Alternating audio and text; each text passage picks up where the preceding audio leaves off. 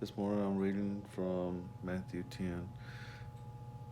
Jesus is getting ready to send his apostles out into the world. He's been walking with them, teaching them, and now he's giving them a gift that they can heal the sick and the lame. They can show signs and do wonders that people wouldn't think they could do, but not for their own personal gain. He's trying to heal the physical part so that they would release their minds so he can heal the spiritual parts. But while he's about to get them ready to send them, he makes a comment I want to hit on. It's in verse 16. It says, "Behold, I send you out as sheep in the midst of wolves.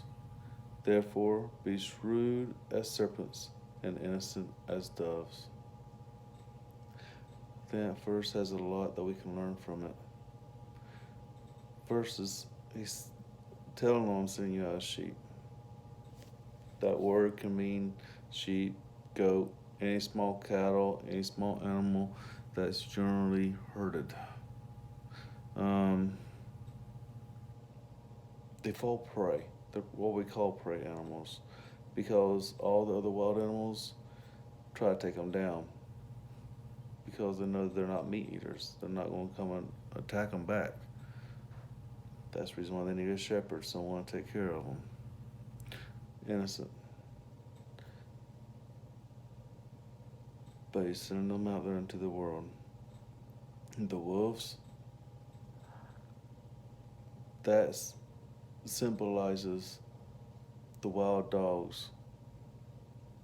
Also, in the Bible, it symbolizes men that acts is with evil intent, trying to prey on others weaker than them, whether it's by manipulation, whether it's by their physical appearance, or whether it's by whatever means that at hand. Just like a raving dog out there in the woods would come on someone just to tear them apart. So he's making them aware there are people all around you out there that is going to try to attack you, going to try to beat you down verbally, physically, socially, and spiritually. So for that reason, he tells them to be shrewd as serpents. Now, all throughout time, the serpent's been known as a symbol of cunningness and to be wise, just like in the Garden of Adam and Eve, where we use the serpent to be wise enough to deceive. Well, he's not telling us to deceive others and to be cunning part, but he's telling us to be wise like them. Watch people. Don't just take it back for word value, but listen, be observant. Think.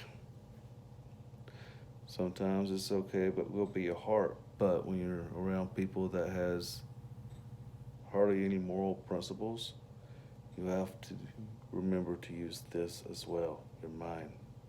Think, be smart. You can be smart and wise and still be like sheep. Now, the last thing is to remember, as he said, be innocent as doves. He knew he was sending them out there to be the light of the world, but he did not want them to take part of the world. Speak to the world where they can understand. The ones that don't believe, speak to them on a level that they can understand it. But don't be taking part in everything that goes against what you stand for. Doves are known for a few things. One is loyalty. That's why the Song of Solomon uses the dove, because they're loyal to their partners. They're also a symbol of peace. They have been throughout all time. They still are today. We use them in like weddings and stuff for symbolic reasons. He wants us to be just that innocent. Remain who we are in Him, even in the midst of all this trauma around us. Does not want us to take part with what the world says is supposed to be right, but go back to what His Word says is right.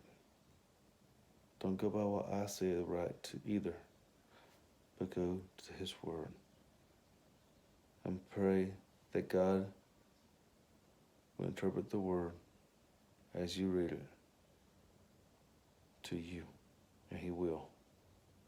And He'll give you what you need for what you're facing now or what you're about to face. That's what we call our daily bread. I hope this helps you in a world that's ever changing to stand fast and be as a devoted sheep that knows that you are loved by the shepherd that is still watching out for you. Be mindful of the wolves all around you in this world. And be wise about it, but remain innocent and devoted to the one that has brought you out of this world.